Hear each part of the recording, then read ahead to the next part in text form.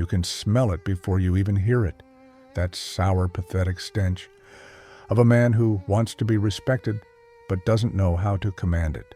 He speaks too sweetly, smiles too often, lowers his voice in hopes of approval.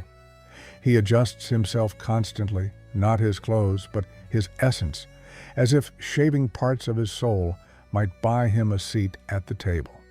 But men like me, we don't offer seats. We don't negotiate with beggars. Understand this.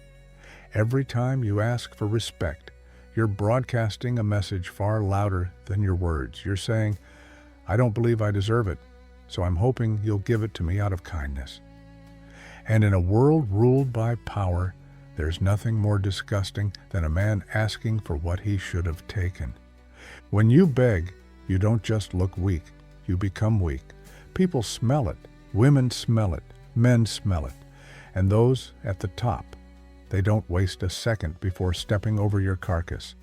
This is the law of the jungle, ragazzo, and in the jungle, lions don't ask to be feared. Their silence is enough. There's an old rule we had back in Sicily. The man who explains himself too much is already guilty. And I'd add, any man who begs for respect already lost it. I remember a boy, sharp, polite, eager, but too eager. He'd praise the boss too much, always agreeing, always looking for approval, like a stray dog wagging its tail. One day, the Don told him to sit down, not because he respected him, but because a man like that is better on a leash. He had no edge, no mystery, no danger. And so he was never feared, never respected, just tolerated, like background noise in a room full of cigars and strategy. The truth? People respect what they stand to lose, and no one fears losing a dog who keeps licking their hand. They might pity him, they might keep him around, but they'll never follow him into war. You think people will respect you if you're nice enough, helpful enough, always available? Number. That makes you easy. That makes you forgettable. That makes you the man who disappears without leaving a hole. If you want respect, don't beg for it. Bleed for it in silence. Build yourself into something so precise, so cold, so untouchably disciplined, that people can't help but feel a shiver when they hear your name. But the first step, stop talking, stop chasing, stop pleasing, or you'll die a polite man, liked by everyone, respected by no one. You want to know who owns the room? It's not the man who speaks the most, not the one who smiles for everyone, not the loudest or the most visible. It's the man who says the least and is still the most felt. There's a kind of power that doesn't ask. It doesn't raise its voice. It doesn't compete. It simply is. And when it enters a space, it changes the air. It tightens necks. It makes men sit straighter. It silences the noise. That's the power of restraint, of cold detachment, the silent crown. Men who operate from emotion, they burn fast, they bark, they cry, they react to everything. They are flames without a fireplace, wild, untamed, and dangerous only to themselves. But a man who knows how to hold, how to pause, how to look at chaos and blink once, he terrifies, because no one knows what's coming. And in war, the unknown is always more feared than the obvious. You want to be respected? Master the art of withholding. Withhold your thoughts. Withhold your reactions. Withhold your emotions. Not to be mysterious, but to be untouchable. See, power isn't in showing how you feel. It's in showing that your feelings don't decide anything. You make decisions with your principles, not your pulse. I've seen this time and again. In the room with capos and bosses, the loud ones always wanted to prove themselves, to talk, to interrupt, to dominate with volume. But they never noticed the real Don leaning back in his chair, saying nothing, watching, calculating, measuring every man like meat. And when he finally spoke, once, it carried more weight than 100 speeches. That's power. Let me tell you something, figlio mio. Men waste decades trying to be liked, heard, seen, but a wise man knows what you withhold is what gives you gravity. Imagine a man who doesn't flinch when insulted, who doesn't rush to explain himself, who doesn't chase validation. People don't know what's going on inside. They become nervous, curious, threatened. That's how kings walk. Women too. They might laugh louder with the clowns, but they remember the man who watches without needing to perform, the man who doesn't seek their gaze, and yet they can't stop looking at him. Because mystery is a vacuum, and it pulls everything toward it. And here's the cruel irony. The more detached you become, the more people want your presence. The less you speak, the more your words are valued. The more you hold your distance, the more they ache to be near. So, why are you still running around, begging for crumbs? Why are you still explaining, defending, reacting? Every time you react emotionally, you tell the world, I am not in control, my buttons are easy to push. And they will push them because people are cruel. They respect stone more than softness. And softness is not kindness, it's weakness, dressed as virtue. Cold detachment isn't about being numb. It's about being so in control of yourself that nothing external can move you unless you allow it. That is dominio total, total rule, and that is what men fear. You want to build respect that doesn't fade? Then become the type of man whose absence is more haunting than most men's presence, the kind of man whose silence feels louder than noise. In the old days, when someone insulted a boss, he didn't yell, he didn't swing, he didn't even blink. He'd sip his espresso, then nod to someone in the back, and within 48 hours, the problem was gone. Power is cold, power is quiet, power is absolute, and it wears a silent crown. Disrespect. It's not a word, it's a scent. One whiff of it, and any real man should feel the animal inside him twitch, not to bark, not to whine, but to calculate. See, in this life, disrespect isn't something you talk about. It's not a topic for round tables or relationship therapy. It's a debt. And in the old world, we knew exactly how to collect it. Let me tell you about the time Salvatore Mancini, big guy, thick hands, ran half the docks in Naples, was slapped in front of 3 soldiers, not punched, not stabbed, slapped, a public humiliation. He didn't say a word, just stood there, let the silence hang. The guy who slapped him, young, cocky, had no idea he'd just signed his own death certificate with an open palm. Salvatore didn't react, didn't storm out, didn't scream. He even invited the guy to dinner the next night, said, "Let's eat like men." It was a beautiful dinner, candlelight, wine, laughter. And halfway through dessert, the guy started choking, a slow, brutal choke, quiet, controlled. He never made it to the espresso. You see, real power doesn't make a scene. It makes history. We don't confront disrespect, we correct it, efficiently, permanently, not to impress others, but to restore balance. And here's where you modern boys get it wrong. You think posting a quote on Instagram about knowing your worth is retaliation. You think walking away from disrespect is noble. Maybe it is. But noble men get eaten first. We're not knights, we're wolves. And wolves don't beg for respect. They hunt for it, quietly, in packs or alone. The truth is, most of you have been tolerating too much for too long. You confuse patience with submission. You let people talk over you, laugh at you, dismiss your value. You call it being the bigger man. But let me tell you something, ragazzo. There's no honor in letting a hyena piss on your territory. You either tear his throat or lose the pack's fear. And once the fear is gone, so is the respect. Every social circle, every family, every business, even every woman, is watching you constantly, measuring your reactions, testing your boundaries, not always on purpose, but instinctively, because human beings, deep down, are animals, and animals follow hierarchy. If you don't protect your throne, someone will sit in it. So how do you handle disrespect like the old ones did? You don't whine, you don't explain, you make a note, and you act coldly, strategically, sometimes days later, sometimes months, but always with finality. It could be as simple as a distance that never closes again, a door that never opens, an opportunity that vanishes, or, when necessary, a public move that reminds everyone why your name has weight.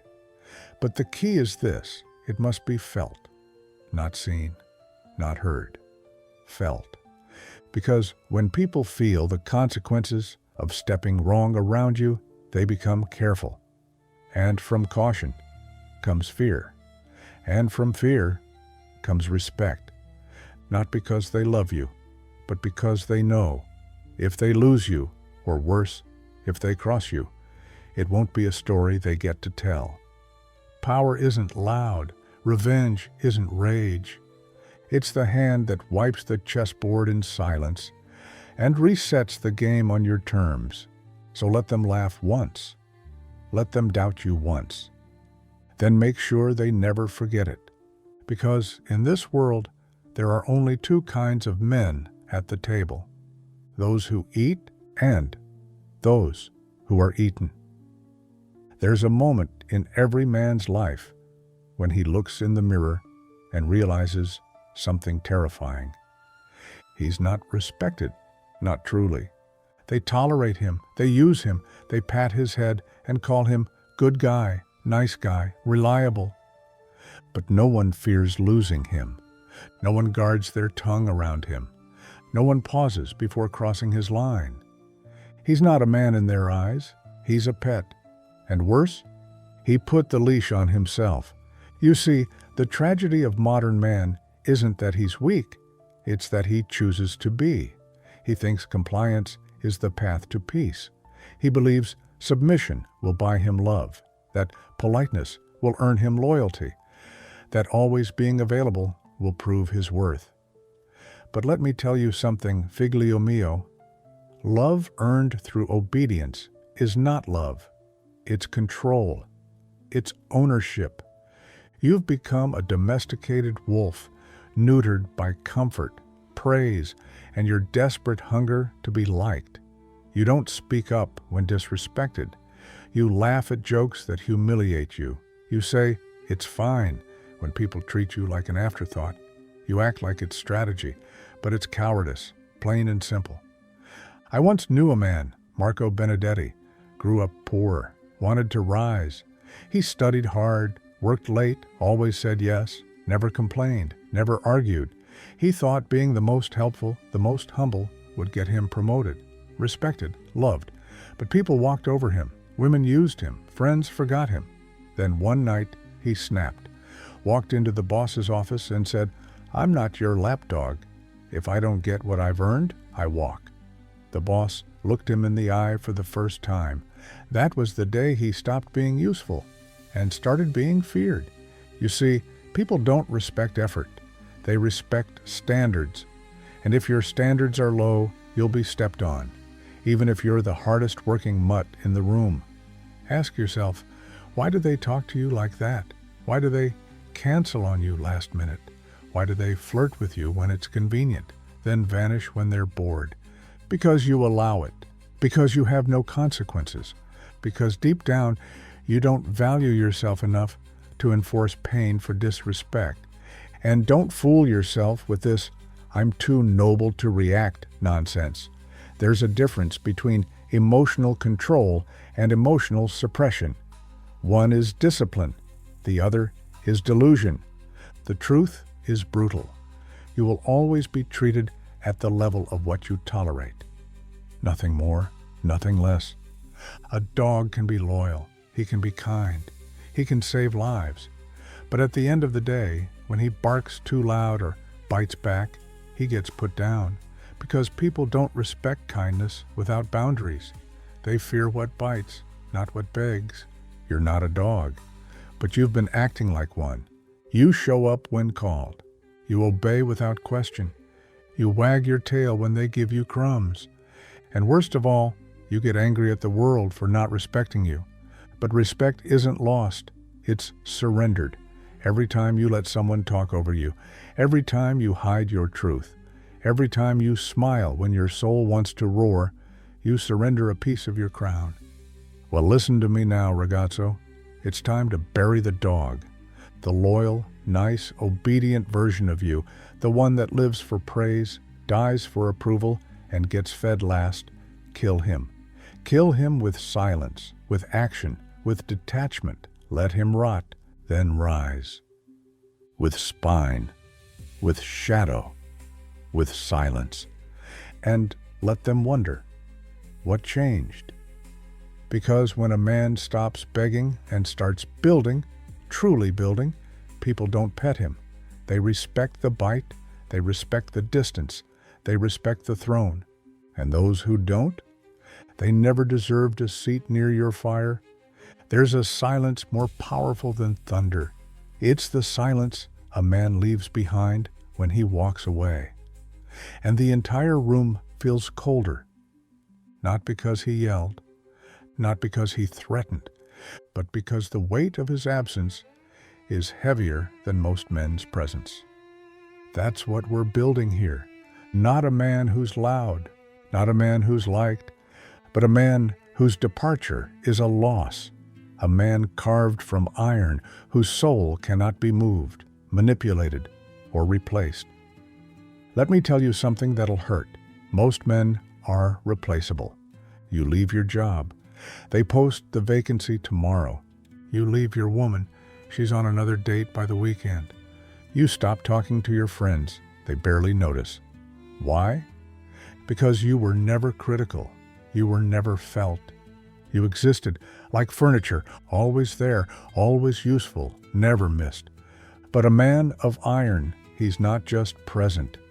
He pressurizes the room. His time is rare. His energy is disciplined. His approval is scarce. And that scarcity is power. You want to be respected? Start by becoming uncommon. Uncommon in your habits. Uncommon in your control. Uncommon in your silence. Most men give themselves away for free. Time, energy, validation, it's all spilled like cheap wine. But the man who guards himself like a fortress, he builds an aura, and aura is everything. You want to be a man they fear losing? Then vanish for a while. Not as a tactic, but as transformation. Disappear into your discipline, into your purpose, into the pain that forges men. And when you return, don't speak. Let your presence scream. Let them feel that you're no longer a warm lap or a good listener. You're a consequence, a presence that holds its own gravity. You don't argue, you don't beg, you don't need, you choose. I once knew a capo, silent, calculated, never raised his voice. But when he walked into the club, even the music lowered itself. He didn't demand respect, he just walked in like a man who didn't need anyone. And that terrified everyone. Because when people feel like they depend on you more than you depend on them, they adjust. They respect your time. They fear your disapproval. They rearrange themselves to fit your standards. But if you're always available, always forgiving, always soft, you're never feared. And if you're never feared, you're never truly respected. People need to feel the cost of crossing you. They need to feel the gap your absence creates. They need to be afraid, not of your anger, but of your silence, not of your presence, but of the day it vanishes. Because when a man of value walks away, it's not an exit, it's a collapse. And so I ask you, what happens when you're gone? Do they feel relief? Or do they feel ruin? Be the man whose loss feels like death. The man whose silence echoes louder than 1,000 voices.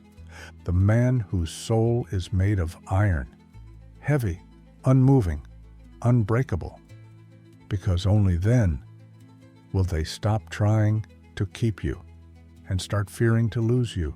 Fine, this is where I leave you, not with comfort, not with hope, but with truth. Cold, clean, unforgiving. You wanted to be respected? Then stop asking. Start becoming, and remember, a man they can afford to lose is a man who already lost.